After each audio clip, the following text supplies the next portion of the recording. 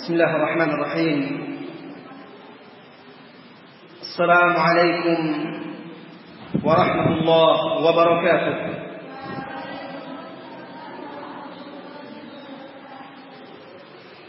Innal hamdalillah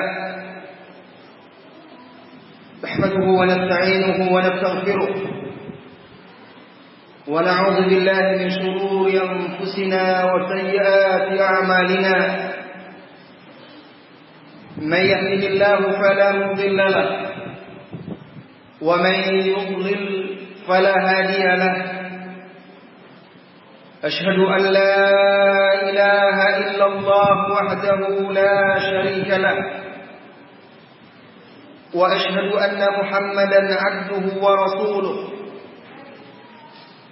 صلى الله عليه وعلى آله وأصحابه ومن سار على نهجه وتمسك بسنته إلى يوم الدين وسلم تسليما كثيرا.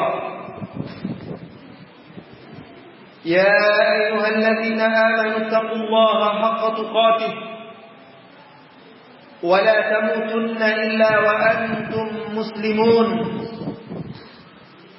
يا أيها الناس اتقوا ربكم الذي خلقكم من نفس واحدة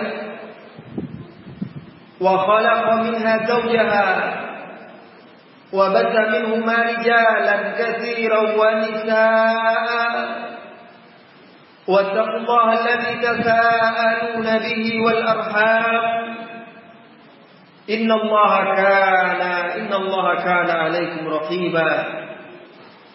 يا أيها الذين آمنوا اتقوا الله وقولوا قولا سديدا يصلح لكم أعمالكم ويغفر لكم ذنوبكم ومن يطع الله ورسوله فقد فاز فوزا عظيما.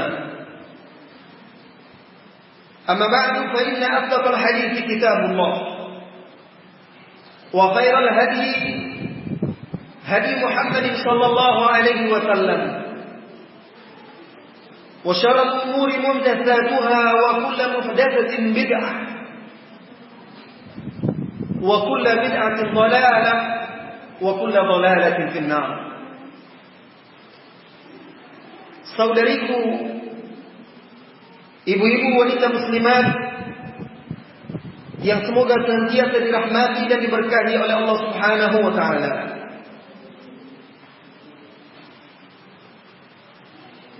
Untai kata dan rangkai kalimat pagi ini tertuju untukmu wahai saudariku.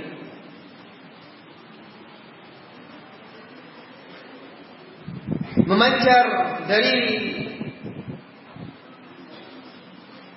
hati yang menginginkan kebaikan untukmu. Wahai wanita muslimah, ketahuilah wahai saudariku wanita muslimah, siapapun Anda, apapun kedudukan Anda, maka pada akhirnya cita-cita dan tujuan Anda adalah mengharapkan kebahagiaan dalam hidup. Tanyalah diri Anda. Tanyakan kepada orang-orang yang ada di sekeliling Anda. Apa yang paling mereka inginkan? Saudariku, barangkali dia berkata, aku ingin punya suami yang kaya. Barangkali dia akan menjawab, aku ingin membeli perhiasan, cincin, gelang, dan kalung emas. Aku ingin kelak memiliki rumah sendiri, besar, megah, luas. Aku ingin menjadi wanita yang cantik sehingga wanita-wanita iri dan cemburu kepadaku karena kecantikanku. Tapi ketahuilah di balik itu semua pada akhirnya mereka menginginkan kebahagiaan. Tetapi sebagian wanita mengira kebahagiaan itu mereka raih dengan harta. Sebagian lagi mengira kebahagiaan itu mereka raih dengan ketenaran. Sebagian lagi menyangka bahwa kebahagiaan itu adalah dengan menjadi seorang wanita yang cantik. Saudariku wanita muslim, ketahuilah, kebahagiaan, ketenangan, ketentraman dan kedamaian ada dua macam.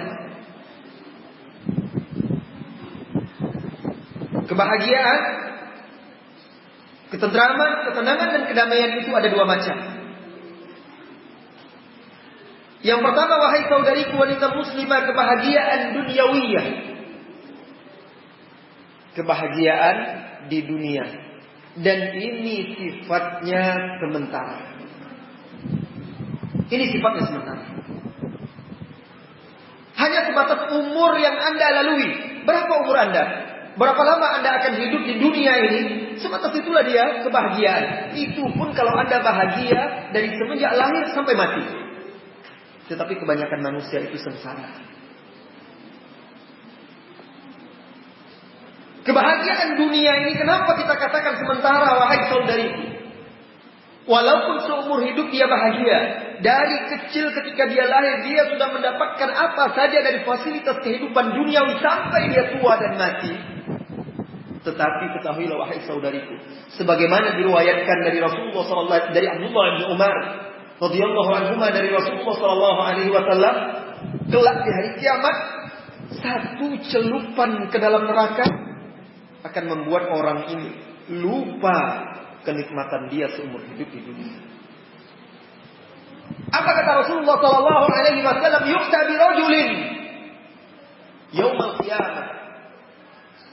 Yuqta yaumal qiyamah bi an'ami rajulin fid dunya. Kelak di hari kiamat akan didatangkan oleh Allah Subhanahu wa taala orang yang paling bahagia hidup di dunia. Tidak pernah dia merasakan kesusahan, tidak pernah dia merasakan kesulitan. Orang yang paling bahagia di dunia. Kemudian apa kata Rasulullah SAW? Lalu Allah celupkan orang ini satu kali celupan ke neraka. Kemudian diangkat oleh Allah Subhanahu wa taala, fayughmasu fin nari ghamsah. Dicelup satu kali celupan, dimasukkan ke dalam neraka. Tsumma yuqalu lahu, lalu dikatakan kepadanya, hal marra bika khairun qat. Dengarkan wahai saudariku, buka hatimu sebelum membuka telinga. Apa kata Allah kepada orang ini? Wahai fulan, wahai fulanah, apakah engkau pernah merasakan kebaikan walaupun hanya sedikit? Hal marra bika na'imun qattun, apakah pernah engkau rasakan kenikmatan walaupun hanya sedikit? Fa yaqulu la wallahi ya Rabb. Tidak wahai Allah, demi Allah, aku tidak pernah merasakan kenikmatan. Hanya dengan satu kali celupan ke dalam neraka itu, dia lupa kenikmatan seumur hidup di dunia. Saking mengerikan dan dahsyatnya azab neraka itu. Ini kenikmatan duniawi. Kenikmatan muaqqatah. Kenikmatan yang hanya sementara. Yang kedua, wahai saudariku, ibu-ibu wanita muslimat, kebahagiaan as-sa'adah al-abadiyah. Kebahagiaan yang kekal. Kebahagiaan yang abadi. Dan itu adalah sa'adatun ukhrawiyah. Kebahagiaan di akhirat. Di sana wahai saudariku, hanya ada dua tempat. Surga atau neraka. Jika engkau tergelincir kakimu, maka engkau akan masuk ke dalam liang yang menyala-nyala. Waliyahillah. Kebahagiaan di akhirat adalah kebahagiaan yang tidak akan pernah terputus, tidak akan sirna dan layu. Dan inilah kebahagiaan yang sepatutnya dikejar dan dicari. Sekalipun seorang wanita muslimah itu di dunia dia sengsara, hidup susah, banyak ujian dan cobaan, tetapi dia seorang wanita yang beriman, beramal saleh, bersabar, bertawakal kepada Allah Subhanahu wa taala, menjalankan syariat Allah, maka kelak sebagaimana yang disabdakan oleh Rasulullah SAW di dalam hadis tadi, "Sumayuta bi ashqa rajulin fid dunya." Kemudian didatangkan lagi orang yang paling sengsara hidupnya di dunia. Fayughmasu ghamsa fil jannah. Lalu dia dicelupkan, dimasukkan satu kali masuk aja ke dalam surga. Dikeluarkan lagi, ditanyakan kepada dia, "Apakah engkau pernah merasakan kesengsaraan, keburukan, walaupun hanya sedikit? Karena begitu nikmat dan indahnya di surga itu saudariku, dia lupa kesengsaraan, kesusahan, kesulitan, duka yang dulu merundung dia ketika di dunia." Tahukah engkau saudariku sekarang, kebahagiaan seperti apa yang sebenarnya harus kita cari? Kebahagiaan tersebut bukan ada pada perhiasan yang ada di jari jemarimu itu, atau di telingamu yang menggantung itu, atau di lehermu. Tidak. Kebahagiaan itu bukan pula pada ketenaran atau kepada anak-anak yang banyak dan semuanya berhasil dalam kehidupan dunia. Bukan di sana. Saya ingin bercerita saudariku. Sekitar 2 minggu yang lalu, bahkan itu hampir 2 hari berturut-turut, datang ke rumah kami. Pertama, datang ke rumah kami wanita, seorang wanita yang sudah separuh bayi. Dia meminta nasihat dan saran. Dia bercerita tentang ibunya. Ibunya sudah 80 lebih umurnya. Itu sudah masa-masa yang sangat tua dan sedikit lagi kesempatan dia hidup.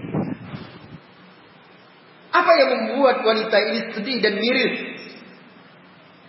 Terkadang meneteskan air mata melihat ibunya ini. Ibunya sudah tua itu tidak bisa sholat, bahkan tidak mau sholat. Pikirannya hanya dunia. Karena anak ini ingin betul, ibu ini ingin betul orang tuanya, uminya itu, sebelum meninggal berada di jalan yang hak. Dia ingin membawa umroh. Didaftarkannya ibu haji, didaftarkannya lah ibunya untuk haji.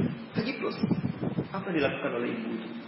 Pergi dia ke travel pelaksana haji dan umroh itu, dimintanya duit anaknya itu. "Saya tidak mau pergi haji. Saya butuh uang itu saja. Biar ini untuk modal saya." La ilaha illallah. Modal apa lagi dalam usia 80 tahun itu? Apa yang mau dikerjakan? Saat-saat seseorang yang harusnya beribadah. Ini adalah apa? Bukan kebahagiaan harta dia punya. Anaknya semua memfasilitasi dia. Tetapi anaknya sedih melihat kondisi ibunya seperti itu. Kalau di usia tua itu seseorang tidak ingat dan tidak sadar bahwa dia akan kembali kepada Allah, ini alamat kesengsaraan. Semoga Allah memberikan hidayah kepada dia. Bukankah Rasulullah SAW di dalam hadis yang dibawakan oleh Imam As-Suyuti di dalam Al-Jami' As-Saghir wa Ziyadah dan dihasankan oleh Syekh Al-Albani rahimahullahu taala, Rasulullah SAW pernah ditanya tentang siapa manusia yang paling baik. Su'ila Nabi sallallahu alaihi wasallam an afdhalin nas, qal, beliau menjawab sallallahu alaihi wasallam, man tala umruhu wa hasuna amaluhu. Rasulullah sallallahu alaihi wasallam menjawab, orang manusia yang paling afdal, paling mulia itu, saudariku dengarkan, dia adalah orang yang panjang umurnya, baik amal perbuatannya. Wa hasuna amaluhu. Rasulullah tidak katakan dia itu manusia yang paling afdal itu wanita yang panjang umurnya tapi tetap awet muda. Tidak, mana ada orang awet muda. Rasulullah tidak katakan, wahai saudariku, dia adalah wanita yang cantik, jelita. Tidak. Rasulullah SAW tidak katakan dia adalah orang yang panjang umurnya dan berhasil mengumpulkan harta benda. Tidak. Rasulullah katakan, man tala umruhu wa hasuna amaluhu, orang yang panjang umurnya tetapi baik amal perbuatannya. Kebalikannya orang yang paling buruk, yang paling tercela, paling rendah di sisi Allah, panjang umurnya, buruk amalannya. Allah musta'an. Nah, kebahagiaan hakiki, kebahagiaan abadi yang harus dicita-citakan oleh setiap wanita muslimah adalah kebahagiaan as-sa'adah al-ukhrawiyah. Saudari wanita muslimah, ketahuilah, semoga Allah memberkahi Anda semuanya. Kebahagiaan di dunia tidak akan dirasakan kecuali bagi orang yang berharap mendapatkan kebahagiaan di akhirat. Kebahagiaan di dunia hanya Allah berikan dan anugerahkan kepada orang yang senantiasa bercita-cita untuk mendapatkan kebahagiaan akhirat, dan itu tidak bisa dipisahkan. Bagaikan dua sisi mata uang. Kebahagiaan dunia itu dikaitkan erat oleh Allah dan Rasulnya SAW dengan kebahagiaan akhirat. Kebahagiaan yang sempurna di dunia dan di akhirat hanya diberikan oleh Allah kepada orang-orang yang beriman, wanita-wanita mukminah yang saleh, taat, tunduk dan patuh, wanita-wanita yang baik, pemuda-pemudi yang taat, tunduk dan patuh, rajin beribadah, bertakwa kepada Allah Azza wa Jalla. Dengarkan Allah Subhanahu wa taala berfirman, "Man 'amila shalihan min dzakarin aw untha." Barang siapa yang beramal soleh, baik pria maupun wanita, wa huwa mu'minun, dan dia pria wanita yang beramal soleh itu mereka atau dia beriman, falanuhyiyannahu hayatan thayyibah, maka kami pasti, ini janji Allah, bukan janji suamimu yang kadang ingkar kepadamu, saudariku. Bukan janji anak, bukan janji siapa-siapa temanmu, tidak. Ini janji Allah. Allah menjanjikan bagi pria wanita muslimah yang beramal soleh dan dia beriman kepada Allah Azza wa Jalla, menunjukkan bahwa syarat amal soleh yang diterima oleh Allah haruslah beriman. Maka Allah janjikan falanuhyiyannahu, maka kami akan berikan kepada dia kehidupan hayatan thayyibah, kehidupan yang thayyibah. Kalimat thayyib itu, wahai saudariku, kalimat yang luas, mencakup dan memuat segala bentuk berkah, kebaikan. Oleh karena itu kota Nabi Al-Madinah An-Nabawiyah disebut juga Thaibatut Thayyibah, kota yang baik dan penuh berkah. Jadi kehidupan seorang wanita muslimah mukminah, jika dia beriman dan beramal soleh, Allah anugerahkan kepada dia hayatan thayyibah. Wala najziyannahum ajrahum bi ahsani ma kanu ya'malun, dan kami akan berikan kepada dia balasan pahala yang lebih baik karena apa yang mereka perbuat. Perhatikan ayat ini, di sini terkandung dua janji. Pertama, dianugerahkan oleh Allah hayatan thayyibah. Kemudian yang kedua, diberi pahala yang berlipat ganda. Pahala yang berlipat ganda itu di akhirat. Hayatan thayyibah ini adalah di dunia. Jadi di sini sama sekali Allah tidak sedikit pun menyinggung harta, tidak. Sedikit pun Allah tidak menyinggung apa-apa. Yang Allah singgung syarat untuk mendapatkan kehidupan yang baik di dunia dan di akhirat itu adalah beriman, beramal soleh. Itu saja. Tidak ada lain. Idzan, jadi wahai saudari wanita muslimah, kebahagiaan itu semuanya adalah dalam ketaatan kepada Allah. Kebahagiaan itu semuanya adalah dengan berjalan di atas manhaj Allah, di atas jalan Muhammad bin Abdullah sallallahu alaihi wasallam. Tolong saya minta mushaf. Pernahkah engkau wahai saudariku membaca atau mendengar kisah ketika istri-istri Rasulullah sallallahu alaihi wasallam meminta kepada Rasulullah sallallahu alaihi wasallam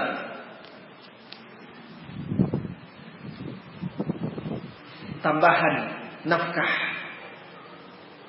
Ketika itu istri-istri Rasulullah SAW melihat harta rampasan perang semakin banyak.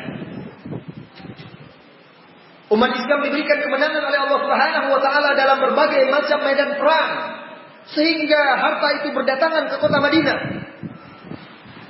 Dan barangkali Anda tahu, wahai saudariku, bagaimana kehidupan rumah tangga atau rumah istri-istri Rasulullah SAW. Akhirnya mereka datang meminta kepada Nabi SAW tambahan nafkah.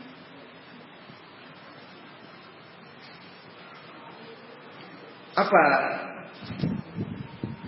jawaban dari Allah Subhanahu wa taala untuk mereka?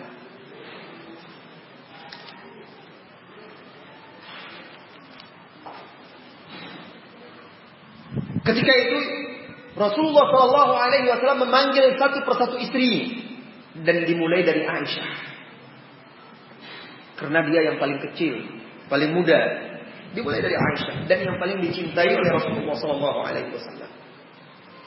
Lalu Rasulullah SAW bersabda atau berkata kepada dia, "Wahai Aisyah,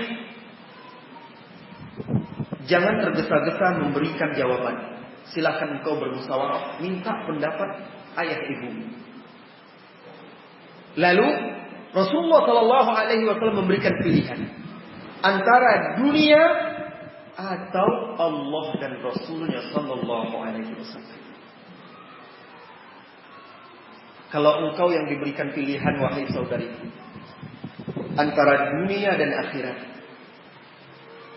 antara dunia atau taat kepada perintah Allah dan Rasulnya, sebagai seorang mukminah, apa yang sepatutnya Anda lakukan? Ini manhaj, ini jalan selamat, ini konsep hidup. Kalau wanita muslimah tidak memahami konsep dan manhaj ini, dia tidak akan selamat, wahai saudari. Ketika di hadapan Anda ada pilihan Allah, Rasulnya, Islam, perintah Allah, perintah Rasulnya SAW, kemudian pilihan yang lain dunia dengan perhiasannya tetapi tidak diridhoi oleh Allah, syahwat, apa yang Anda pilih? Nah, ketika Aisyah radhiyallahu anha diberikan pilihan antara dunia dan perhiasannya, jika kalian ingin dunia akan diberikan, dan jika menginginkan Allah dan Rasulnya SAW, maka mereka juga akan mendapatkan kebahagiaan. Maka Allah Subhanahu wa taala berfirman, apa kata Allah Subhanahu wa taala di dalam Al-Qur'an?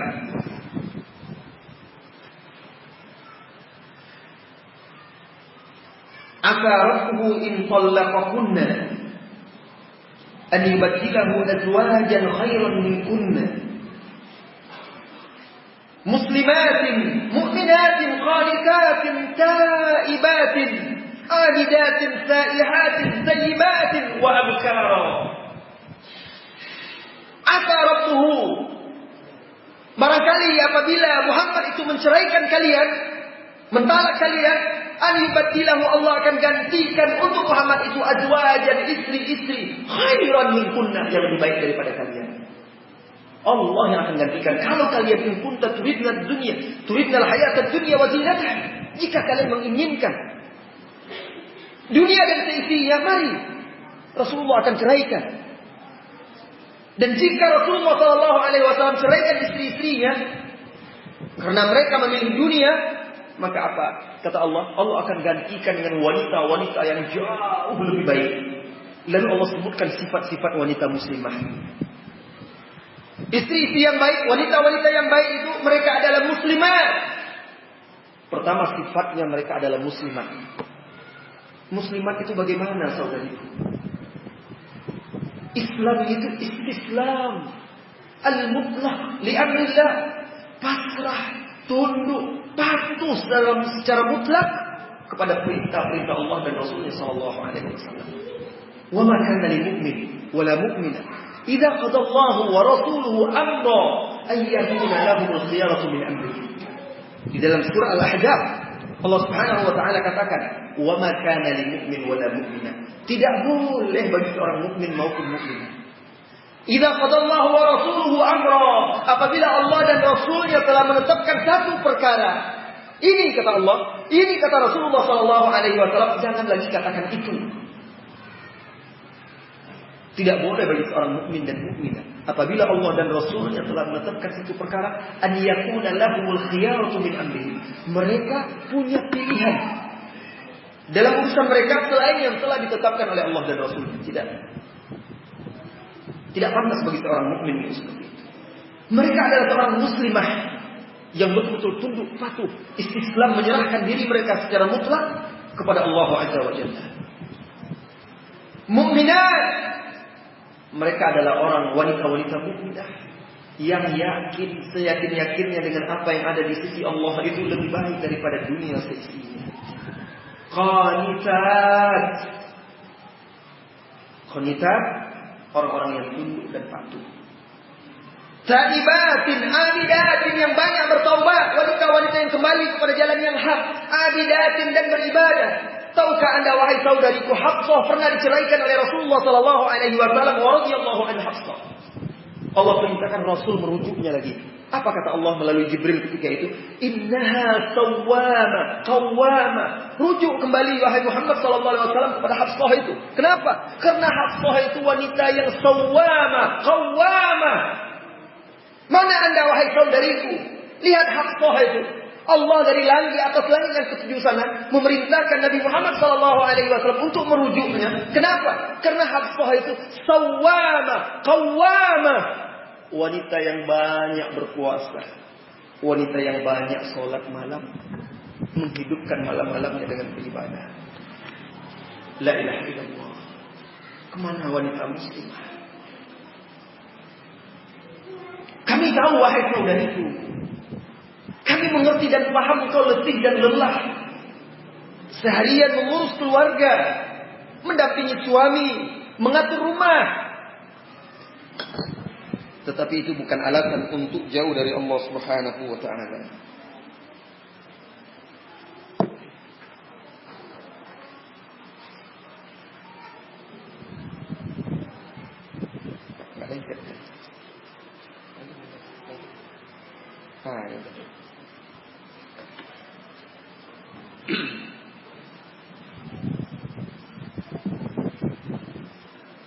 Saudariku wanita muslimah yang semoga senantiasa dirahmati dan diberkahi oleh Allah Subhanahu wa taala. Jadi kebahagiaan itu, kehidupan yang baik, ketentraman dan kedamaian bahkan di dalam sebuah rumah tangga, bagaimana anak-anak itu menjadi anak yang berbakti, bagaimana seorang istri, suami, kehidupannya menjadi tenang, tentram dan damai, tidak akan pernah ada kecuali apabila mereka hidup di atas jalan Allah Subhanahu wa taala, meniti jalan Muhammad Rasulullah sallallahu alaihi wasallam. Allah berfirman, "Wa man yuti'illaha wa rasulahu faqad faza fawzan 'azima." Barang siapa yang mentaati Allah dan Rasulnya, sungguh benar-benar mereka telah beruntung mendapatkan kemenangan yang besar. Kemenangan apa lagi? Ini janji dari Allah Subhanahu wa taala. Syaratnya taat kepada Allah, taat kepada Rasulullah sallallahu alaihi wasallam. Pegang teguh kitab Allah, amalkan Islam, pegang teguh ajaran-ajaran Rasulullah sallallahu alaihi wasallam, jadikan dia suri tauladan dalam kehidupan kita.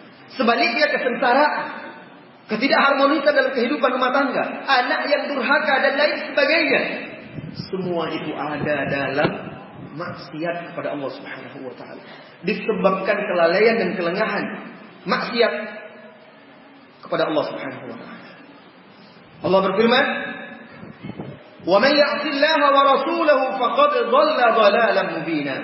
Barang siapa yang bermaksiat kepada Allah, menentang Allah, maka sungguh dia telah tersesat dengan kesesatan yang nyata. Saudariku wanita muslimah, jadi apakah engkau menginginkan kebahagiaan?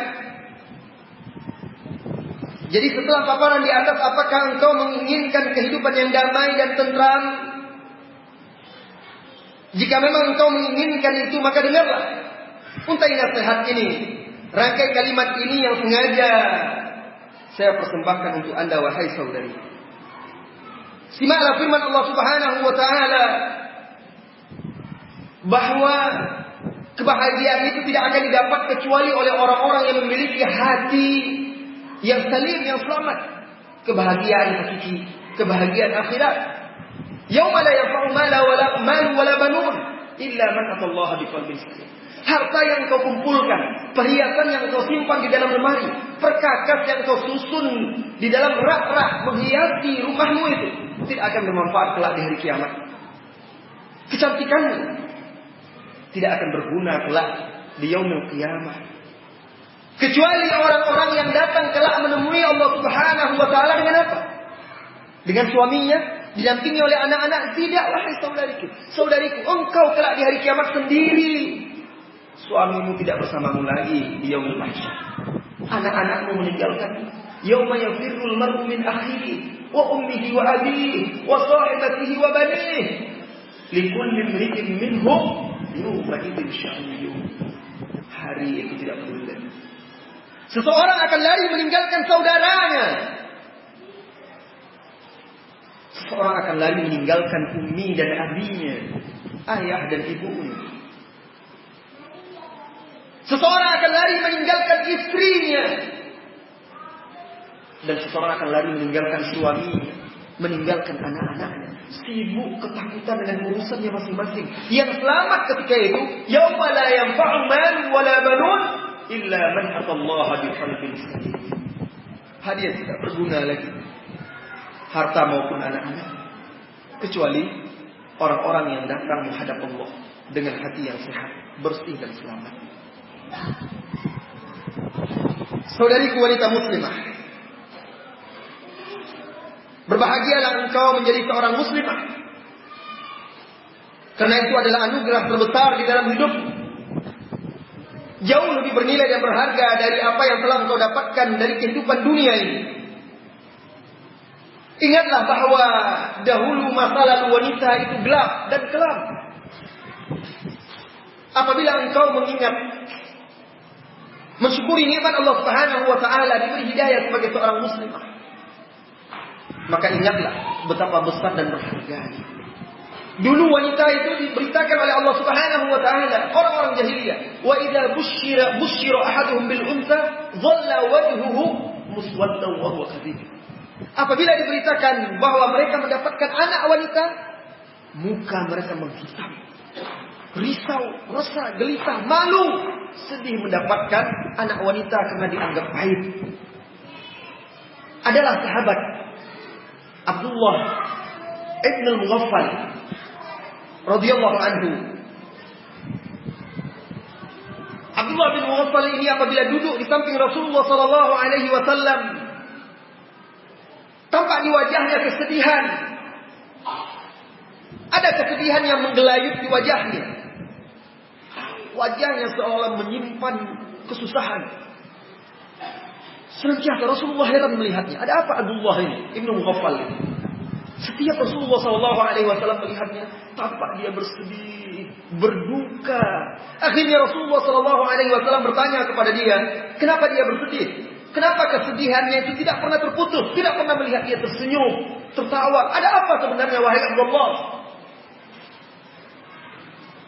Maka dia menjawab, ya Rasulullah, wahai Rasulullah, kuntu fil jahiliyah, dahulu ketika di masa jahiliyah, wa kharastu min indi zawji wa hiya hamil, aku pernah pergi merantau meninggalkan istriku dan ketika itu dia sedang hamil. Aku pergi bertahun-tahun tidak pulang, sampai akhirnya ketika aku pulang, ternyata istriku sudah melahirkan seorang putri, seorang perempuan. Zahabtu fi safarin tawil, lam a'ud illa ba'da sanawat, wa ji'tu wa idza biha qad anjabat li tiflah. Pulang dia, anaknya sudah lahir bertahun-tahun, anaknya sudah mulai besar. Gadis kecil yang manja, manis, menggemaskan. Fa idza biha qad anjabat li tiflatun tal'abu baina sibyan, seorang wanita yang ceria bermain-main bersama anak-anak kecil lainnya. Ka'ajmali ma yakunul atfal, seperti anak-anak yang lainnya cantik.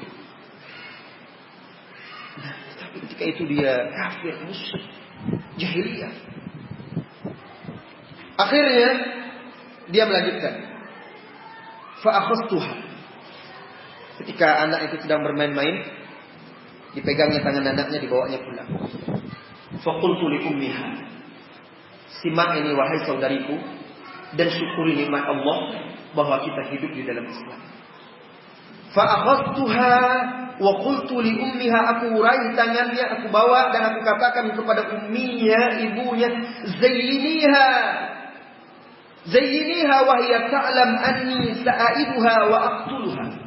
Aku katakan kepada istriku, hiasi anak ini,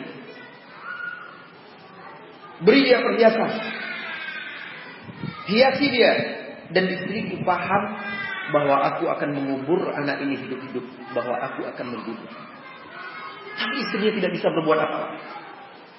Lalu anak itu diambil oleh ibunya, kemudian dimandikan, kemudian dibersihkan, diberi pakaian yang bagus, dihiasinya secantik mungkin, karena dia tahu dia akan berpisah dengan anaknya. Kemudian ibunya berkata kepada Abdullah bin Wafal, ya rajul, la tudayyi'il amanah.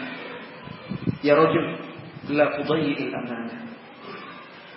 Wahai suamiku, jangan kau sia-siakan amanah ini. Dia tidak bisa berbuat apa-apa.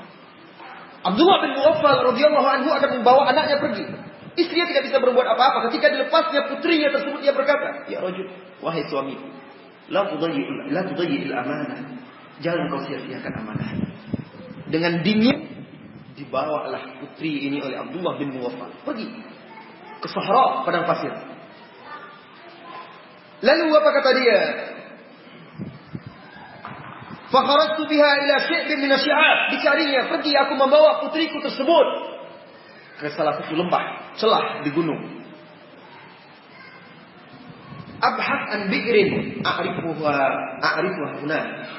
Aku mencari sebuah sumur yang sangat dalam yang ada di lembah tersebut. Sampai di sana, faji'tu ila bi'rin qawiyyah dawiyyah. Lalu aku sampailah ke sebuah sumur yang sangat dalam. Laisa fiha qatratun ma', tidak ada air setetes pun, hanya batu-batuan di dalamnya. Aku berdiri di tepi sumur itu, terdiam. Lalu aku menoleh kepada anak kecilku, putriku yang kecil itu. Tiba-tiba hatiku merasa iba, tersentuh melihat anak perempuan yang tidak berdosa ini. Apa alasanku untuk membunuh? Kemudian aku teringat lagi aib-aib yang aku dapatkan nanti apabila anak ini menjadi besar. Anak ini akan membuat aib nanti. Itu yang dibayangkan dia. Akan membuat aku malu perbuatannya nanti. Akhirnya, mengingat hal tersebut, fayaqtu qalbi 'alaiha. Hatiku menjadi kesat, kasar, keras terhadapnya. Hilang rasa iba, kasihan. Maka dipegangnya tangan anaknya, dibawanya berdiri di tepi sumur itu. Sang anak itu heran, tidak tahu apa yang akan diperbuat oleh ayahnya. Anak masih kecil. Summa tajma'tu quwaya. Lalu aku kuatkan hatiku. Fa'akhadtuha fanakabtuha ala ra'siha fi wasati tilkal bir. Lalu aku pegang dia, lalu aku angkat dan aku campakkan ke sumur itu. La ilaha illallah. Anak kecil. Tapi sekarang masa jahiliyah juga. Banyak ibu-ibu itu yang membunuh anaknya.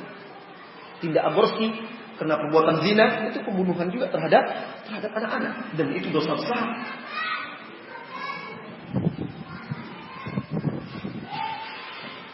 Jatuh anak tersebut ke dalam sumur tersebut yang jauh dan sangat dalam.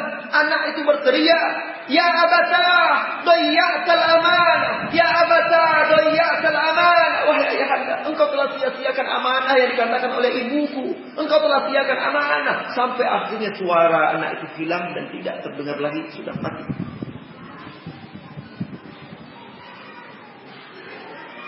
Fa wallahi ya Rasulullah, Apa kata Abdullah bin Mughaffal? Demi Allah, wahai Rasulullah, ma dzakartu tilkal haditha illa wa alani al-huzn wal ham. Setiap kali aku teringat peristiwa itu, aku senantiasa dirundung oleh duka dan sedih. Lalu aku menoleh kepada Rasulullah sallallahu alaihi wasallam katanya, fa idza dumuhu tahraqu ala lihiyatihi sallallahu alaihi wasallam. Dia lihat Rasulullah sallallahu alaihi wasallam menangis meneteskan air mata mendengarkan kisah Abdullah bin Mughaffal tersebut.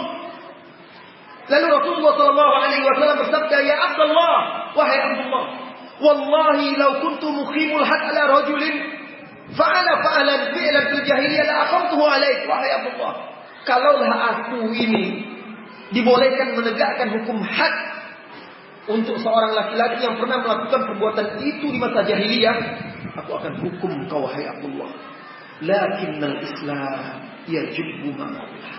Tetapi Islam itu menghapuskan dosa-dosa sebelumnya. Karena engkau telah masuk Islam, maka dosa-dosa itu dihapuskan oleh Allah Subhanahu wa taala. Maka dengarkan wahai saudariku wanita muslimah, ibu-ibu, dengarkan betapa besarnya nikmat Allah kepada Anda ketika Anda hidup di bawah naungan Islam.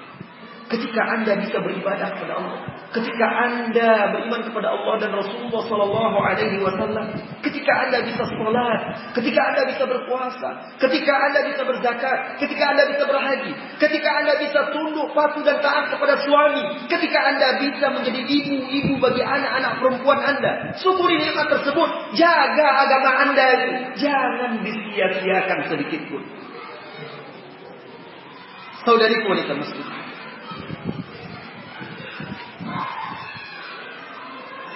itulah dia kemuliaan Anda, yaitu Islam. Dan Islam itu pula lah yang kelak akan menyelamatkan Anda di yaumul qiyamah. Siapa Anda wahai saudara? Anda tidak akan pernah lebih baik, atau tidak akan pernah sebaik Fatimah radhiyallahu anha. Siapa ayah Anda? Ayah Anda bukan Muhammad sallallahu alaihi wasallam, manusia terbaik, pemimpin anak cucu Anda. Siapa suami Anda? Suami Anda tidak akan pernah sebaik Ali bin Abi Thalib radhiyallahu anhu. Siapa anak Anda wahai saudari? Anak Anda tidak akan pernah seperti Hasan dan Husain, pemimpin pemuda-pemuda surga. Kalau ini yang Anda pikirkan, apa yang bisa menyelamatkan Anda kelak di hari kiamat? Sementara Rasulullah sallallahu alaihi wasallam berkata kepada putrinya Fatimah binti Muhammad sallallahu alaihi wasallam wa radhiyallahu anha, "Ya Fatimah binti Muhammad, anqidhi nafsaki minan nar, la ughni anki minallahi syai'a." Wahai Fatimah, selamatkan dirimu dari azab neraka. Aku sama sekali tidak akan bisa menyelamatkanmu dari azab Allah sedikit pun. Ayahnya adalah Rasulullah sallallahu alaihi wasallam. Suaminya adalah Ali bin Abi Thalib. Anaknya adalah Hasan dan Husain. Dia adalah Fatimah Az-Zahra binti Rasulullah sallallahu alaihi wasallam. Tetapi Rasulullah katakan, "Hai Fatimah binti Muhammad, selamatkan dirimu dari azab api neraka. Sedikit pun aku tidak bisa menyelamatkanmu dari azab Allah." Tidakkah ada ciut nyalimu, muncul rasa takutmu untuk hari kiamat wahai saudari? Mendengar perkataan Rasulullah sallallahu alaihi wasallam, karena ayahmu, suamimu, anak-anakmu tidak akan pernah bisa menyelamatkannya, sedangkan menyelamatkan diri mereka sendiri mereka tidak akan bisa, kecuali dengan rahmat Allah Subhanahu wa taala.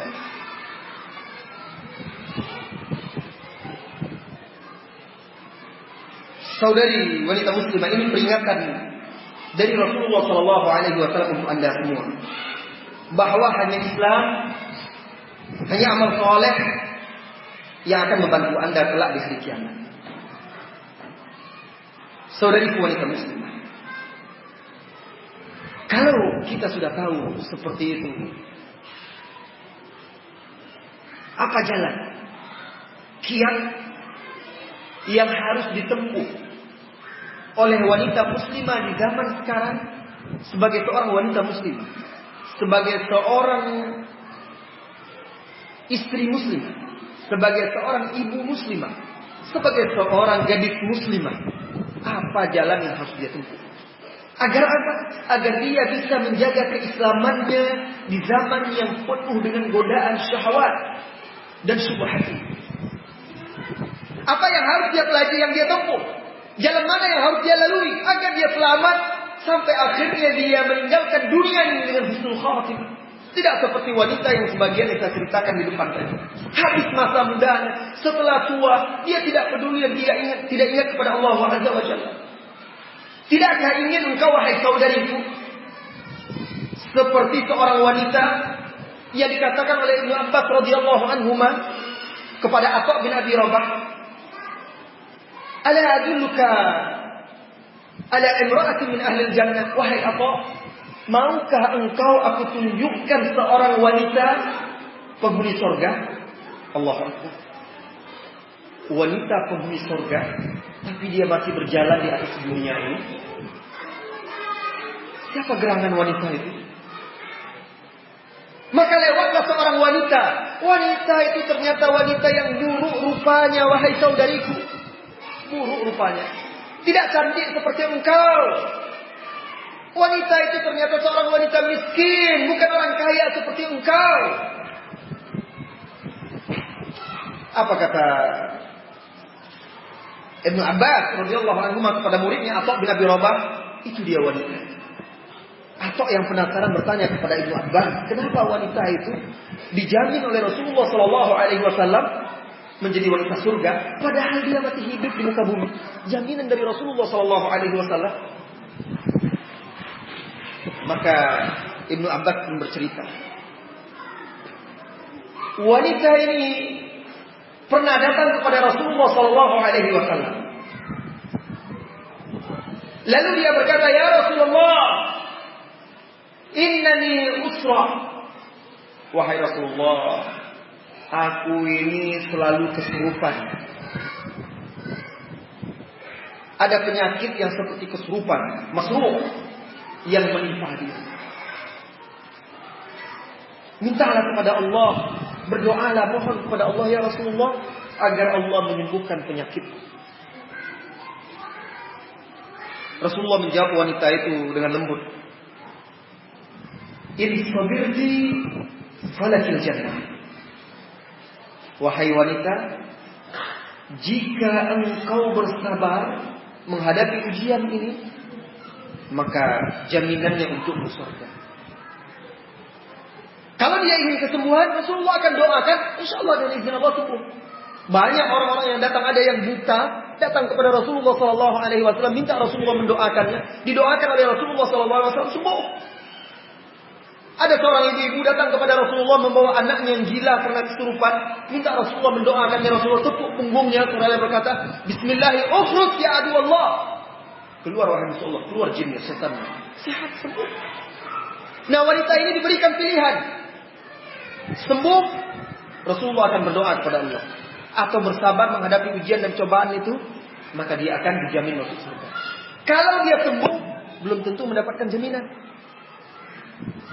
Dunia ini fana. Kalaupun dia sembuh, mungkin dia barangkali hanya hidup sehari 2 hari, ajal sampai menjemput. Untuk apa? Dunia ini hanya sebentar. Kalaupun kematian itu melangkahi Anda hari ini, dia bukan pergi menjauh, berarti semakin dekat dia kepada Anda. Akhirnya wanita ini berkata, "Ya Rasulullah, kalau begitu aku bersabar. Aku akan sabar.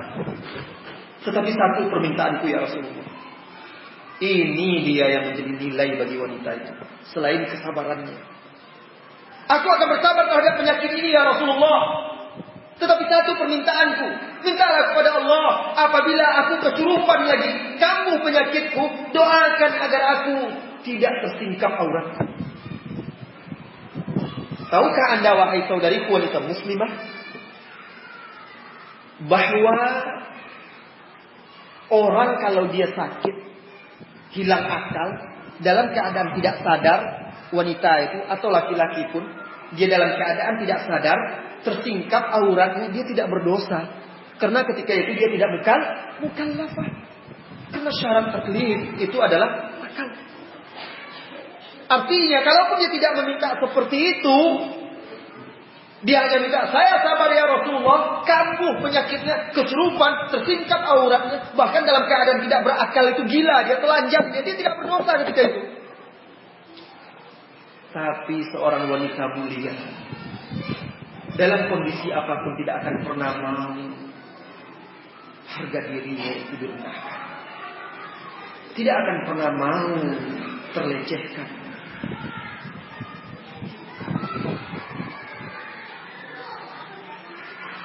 Nah, akhirnya Rasulullah SAW mendoakan dia agar dia tidak terlihat auratnya setiap kali sakit, kambuh penyakitnya. Bandingkan wanita muslimah ini di zaman sahabat ini dengan wanita-wanita di zaman sekarang, tidak sakit, dengan sadar sehat, maka dia pamerkan auratnya, dia perlihatkan kepada manusia seolah-olah berkata, lihatlah aku ini tidak mau kalah dengan sapi, pahaku mana yang lebih mulus daripada sapi? Tidak mau kalah dia. Iya, dia tidak mau kalah. Nah, dan itu kebanyakan adalah wanita muslim. Dan ingat wahai saudariku, sahabat ini, wanita ini, dia adalah wanita di zaman sahabat hidup. Dia memakai hijab, dia memakai jilbab, menutup aurat, tetapi tetap ada rasa takut dia akan fitnah-fitnah di dunia. Jadi jangan karena Anda sudah memakai cadar, karena Anda sudah mengenakan jilbab, menutup aurat, Anda sudah selamat dari godaan syaitan. Syaitan itu bisa menembus 7 lapis benteng sekalipun, masuk ke dalam diri Anda dan merasuki Anda. Dan maksiat itu akan menimpa siapa saja. Apalagi di zaman sekarang yang tanpa batas. Dengan sangat sedih, saya ingin bercerita, dan ini sebagai peringatan kepada saudariku, karena engkau adalah saudariku, karena engkau yang tua adalah ibu, karena engkau adalah adik dan anak-anak. Pernah ada peristiwa, dan ini peringatan. Seorang istri, dia sudah mengaji, menuntut ilmu, menutup aurat dengan baik, tetapi di rumah dia disibukkan dengan internet. Dan itu bukan cerita di negeri Arab sana, itu di Indonesia. Saya tahu karena orang ini meminta nasihat dan solusi bagaimana cara jalan keluar yang dia hadapi ketika itu. Akhirnya karena sering chatting, main di Facebook, kan sebagai wanita muslimah, dia menutup aurat. Tetapi anehnya di dunia maya itu dia tidak menjaga harga diri dan kehormatan. Sangat menyedihkan.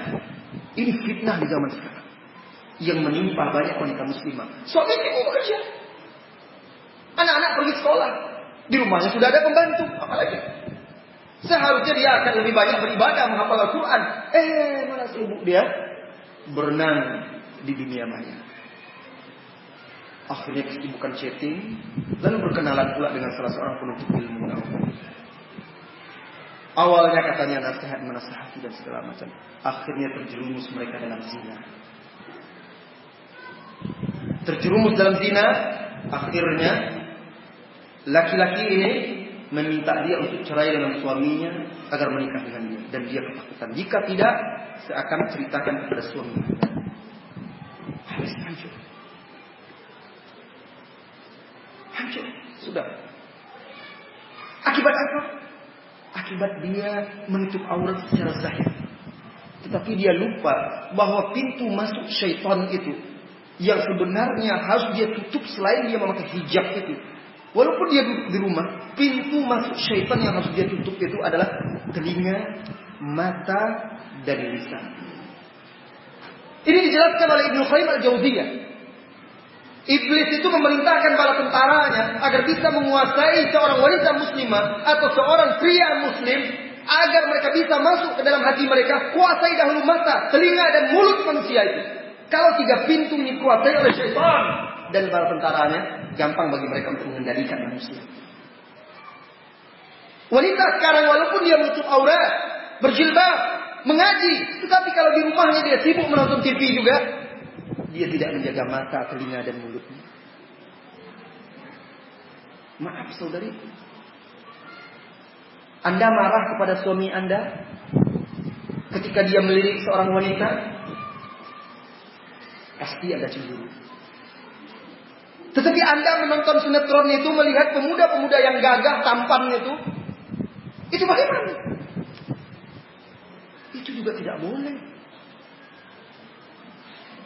Oleh karena itu Syekh bin Baz rahimahullahu taala dalam salah satu fatwanya mengatakan, melihat perempuan itu di TV itu lebih berbahaya daripada melihat perempuan di jalanan itu. Kok bisa gitu Ustaz? Itu kan cuma film, tidak nyata. Kalau di jalan itu jelas yang dilihat itu leher, belahan dada, paha. Maaf. Saudariku, ketika suami Anda duduk di depan televisi, dia bisa puas dengan sepenuh matanya melihat wanita itu. Tapi kalau di luar, coba siapa yang berani? Di jalan itu coba tatap perempuan itu. Pertama dia malu. Yang kedua, barangkali wanita itu akan mengambil batu, datang kepada dia, "Hei, kurang ajar." Mata jelalatan, lihat orang saja. Mungkin dia akan marah seperti itu. Akhirnya tidak berani, cuma bisanya melirik. Itu yang disebut khainatul a'yun, pengkhianatan mata itu. Makanya kita diajarkan berdoa, berlindung kepada Allah dari khainatul a'yun. Dan apa? Wa ma tukhfis sudur. Dan Allah itu yang Maha mengetahui apa yang dikhianati, pengkhianatan khainatul a'yun wa ma tukhfis sudur. Dijelaskan oleh para ulama ahli tafsir, maksudnya seseorang yang melihat kepada sesuatu yang diharamkan oleh Allah lalu menggerakkan syahwat dia, ada keinginan di hatinya. Tidak ada yang tahu kecuali Allah. Dia bisa sembunyikan dari suaminya. Dia lihatlah di sinetron itu kan pemuda-pemuda yang berotot-otot itu, gagah itu kan, klimis. Dilihatnya suaminya pulang kerja kan loyo, kusam, sisir rambutnya asal-asalan, jenggotan, pulang kerja lemas, tidak pandai merayu dia. Suami yang tidak pernah memberikan kepada dia setangkai bunga, suami yang tidak pernah memberikan kata-kata yang romantis. Akhirnya dia membayang-bayangkan, kalau suami saya seperti si fulan di dalam TV itu, film itu, oh luar biasa hidup saya. Hilang rasa, mulai luntur perasaan kepada suami hamba. Akibat apa? Akibat dia tidak menjaga dirinya dari maksiat-maksiat yang ada di rumahnya. Jadi saudariku wanita muslimah yang semoga senantiasa dirahmati oleh Allah Subhanahu wa taala. Yang pertama yang harus Anda lakukan dari kisah wanita yang dijamin masuk surga dari Ibnu Abbas radhiyallahu anhu ini, ketahuilah sebagai wanita muslimah hidup di atas dunia ini, apalagi sebagai istri, sebagai ibu, itu sangat berat ujian dan cobaannya. Anda harus sabar seperti wanita ini yang mau sabar. Jika tidak, engkau tidak akan bisa sampai ke surga Allah Subhanahu wa taala. Harus sabar. Bagaimana tidak beratnya? Kalau seandainya ada seorang wanita perkasa, laki-laki perkasa, laki-laki perkasa yang berotot, besar badannya, diperintahkan menggantikan tugas-tugas wanita satu hari saja di rumah. Mulai dari bangun pagi-pagi sekali, ngurus anak, malam-malam bangun buatkan susu untuk anak, ngurus makannya, memandikan anak, lalu anak pergi ini menyiapkan semuanya, mencuci piring, menyapu dan segala macam. Kemudian ada lagi anak yang bayi yang masih kecil yang akan dia pegang. Barangkali tidak sampai 1 jam, 2 jam, 3 jam dia akan berteriak, menjerit. Tidak akan sanggup. Berat. Kalau wanita itu tidak sabar. Ditambah lagi yang membuat wanita itu tidak sabar ketika dia membuka matanya kepada dunia selebar-lebarnya, lalu dia tutup hatinya. Maka nampaklah dunia ini. Tengok si fulana. Enaklah si fulana ini. Tiap hari keluar, pergi ke sana kemari. Dia pikir enak itu. Enaklah si fulanah ini bekerja di luar, jadi wanita kurir, bukan wanita karir. Wanita yang bekerja di luar itu sebenarnya wanita kurir, kan anak buah dia. Seharusnya kalau dia berkarir di rumah jadi ratu, yang berkuasa di rumahnya terhadap anak-anak, yang memimpin dan mengatur, mau dan rela dia jadi kurir orang. Tidak enak. Nah, wanita ini kalau tidak sabar menyabarkan dirinya di atas jalan Allah dan di rumahnya, memahami firman Allah, wa qarna fi buyutikunna wa la tabarrajna tabarrujal jahiliyatil ula. Wahai wanita, tetaplah engkau di rumahmu, bukan berarti engkau mengurung diri, tidak. Tetapi tempat yang asal bagimu di rumah. Kalau wanita itu sering berada di luar rumah, itu alamat kehancuran. Karena semakin sering wanita di luar rumah, semakin banyak syaitan-syaitan berkeliaran. Rasulullah SAW yang mengkhabarkan, wanita itu saudariku, semakin dia menutup dirinya, menutup auratnya, keluar memakai cadar, semakin syaitan berusaha menggoda kaum laki-laki. Bukan berarti dia aman, betul dia terjaga, tapi bukan berarti syaitan tinggal diam. Maka apa kata Allah Subhanahu wa taala untuk kebaikan Anda, keluarga Anda dan umat ini? Wa qana fi buyutikunna wa la tabarrujna tabarrujal jahiliyah. Sabarkan dirimu. Tidak perlu silau dengan kehidupan wanita-wanita yang lain jauh dari agama Allah Subhanahu wa taala. Anda adalah ibu. Anda adalah wanita-wanita yang kelak akan melahirkan, mencetak, mendidik, membina generasi-generasi yang berjuang untuk menegakkan agama Allah Subhanahu wa taala. Kemudian yang kedua, wahai saudariku, dari kisah wanita tadi juga adalah iffah atau isti'faf, kesucian dan menjaga kesucian ini. Ini sangat penting. Jangan nodai diri Anda sedikit pun dengan maksiat. Pernah di zaman Rasulullah SAW, di zaman Rasulullah SAW ada seorang wanita dan anak dari wanita ini gugur di medan perang. Lalu wanita ini yang menutup aurat berhijab ini ikut mencari anaknya. Jasad anaknya di antara qatla kaum muslimin yang terbunuh. Apa kata kaum muslimin? Ya amat Allah, wahai hamba Allah. Amat Allah sama dengan Abdullah. Wahai hamba Allah, untuk apa engkau mencari anakmu dengan seperti itu? Engkau pakai hijab, engkau pakai pakaian, tidak mungkin, bukan hijabmu, jilbabmu, susah mencari itu. Apa kata anak itu? Wallahi, demi Allah, aku tidak mendapatkan jasad anakku yang terbunuh lebih baik bagi diriku dari aku harus mengganti pakaianku agar mudah mencarinya, membuka hijabku. Bagaimana engkau akan mengenali anakmu? Seperti itu. Begitu dia menjaga dirinya. Iffah dan istighfar itu penting bagi wanita muslimah, sekalipun dia sudah memiliki suami. Godaan di zaman sekarang sangatlah berat, apalagi di kalangan orang-orang yang sudah mengaji. Godaan mereka bukan lagi untuk melakukan kesyirikan, godaan mereka bukan lagi untuk melakukan bid'ah, tidak. Godaan mereka adalah kehidupan dunia. Godaan mereka, fitnah dan ujian mereka adalah kehidupan dunia. Harta, mengumpulkan harta, dan juga wanita atau juga laki-laki. Jadi hati-hati. Jaga kesucian diri Anda. Yang ketiga, wahai saudariku wanita muslimah, sebagai seorang wanita yang hidup di akhir zaman, maka jangan jadikan himmah, cita-citamu hanya dunia, mengumpulkan harta. Jadikan cita-cita dan tekadmu hanyalah Allah Subhanahu wa taala semata dan juga untuk kejayaan Islam ini. Apa yang harus Anda lakukan? Lihatlah Ummu Aiman.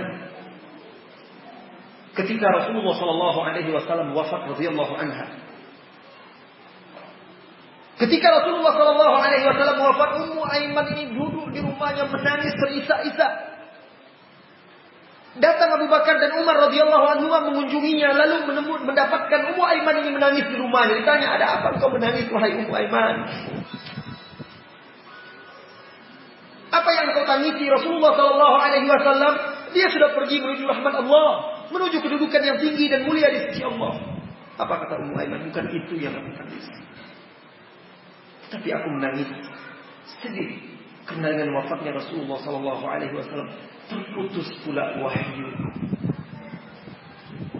Terputus wahyu. Kalau dulu mereka enak, ada masalah, wanita muslimah tinggal datang kepada Rasulullah Sallallahu Alaihi Wasallam lalu bertanya, mengadu, minta pendapat dan solusi. Wafat Rasulullah tidak ada lagi wahyu.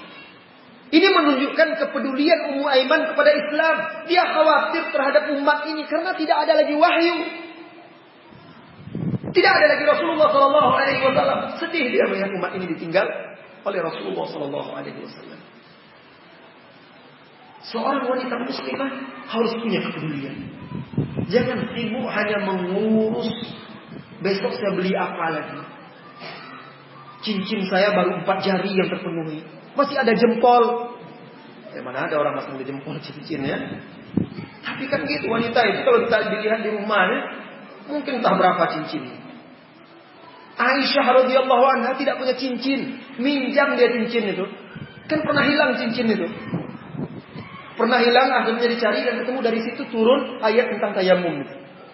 Itu pinjam, bukan cincin emas pula. Allahu Akbar. Besok saya beli jubah apa ya? Pergi mengaji, pengajian, banyak yang jualan, nampak ada jilbab model baru.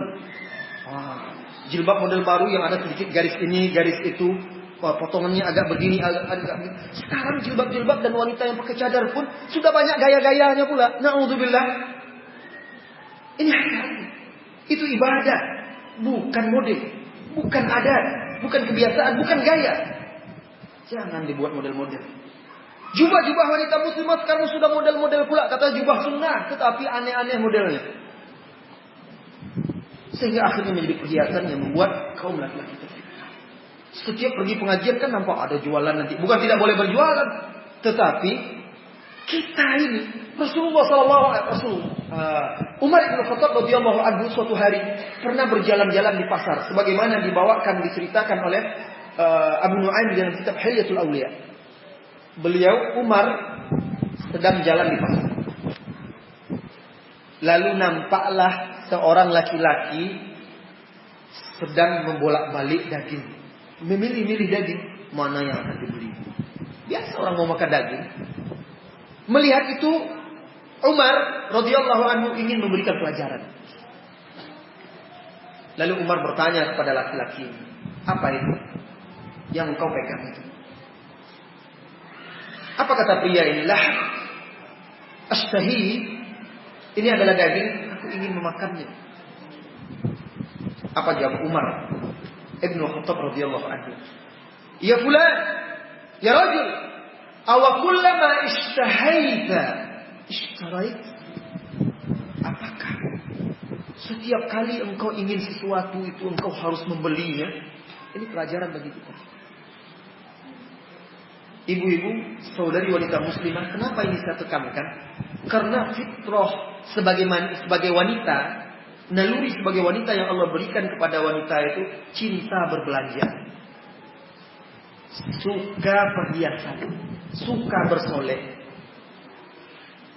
Itu memang tabiatnya wanita, tidak kita pungkiri. Oleh karena itu yang berbelanja banyak wanita. Kalau ada pula laki-laki suka berbelanja, itu aneh.